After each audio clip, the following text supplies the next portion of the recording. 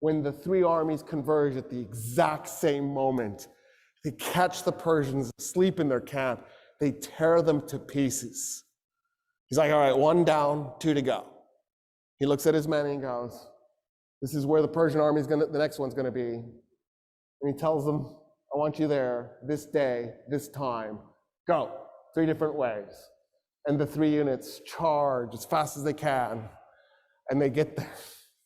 And the Persian army is there. And he destroys that one too. And then he tells his men, all right, we got 1 more. 1 more. And go. And they arrive at the right time, on the right day, in the spot where the Persians were at night.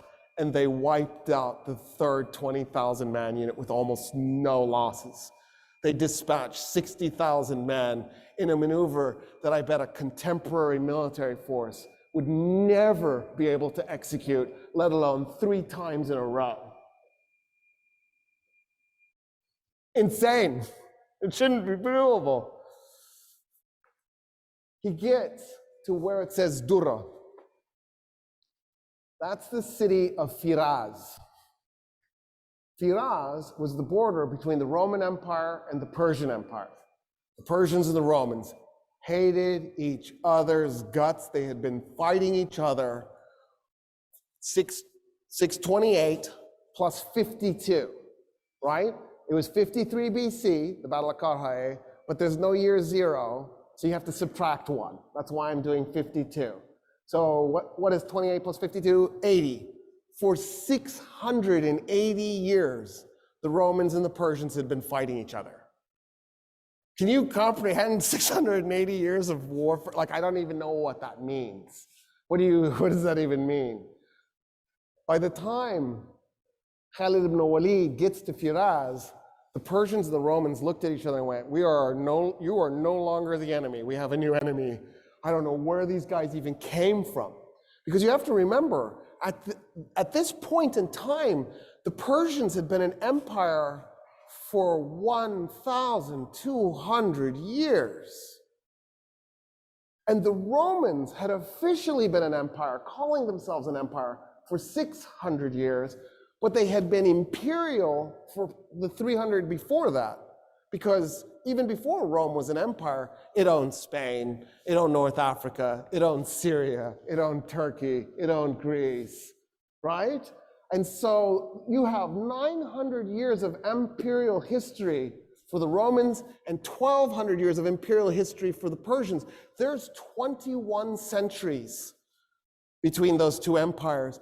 And they're also technologically the most advanced civilizations on Earth. And they had massive populations compared to the Arabs. They're down because of malaria, but the Arabs don't have any rivers. They don't have the agricultural capacity to support large populations.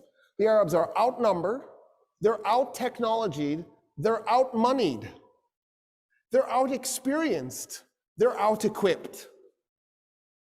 And Khalid, in 1 year, has captured Iraq.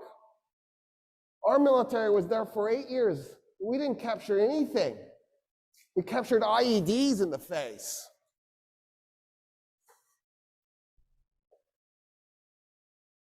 So the Persians go to the Romans, they're like, okay, we're gonna fight this one as allies, right? And the Romans are like, yes, yeah, we're good. Because in the meantime, an Arab army has attacked from this side and is trying to get to Jerusalem. And so the Romans know that the Arabs, you're outnumbered, you're out-technology, you're out-moneyed, and you're facing 2 empires.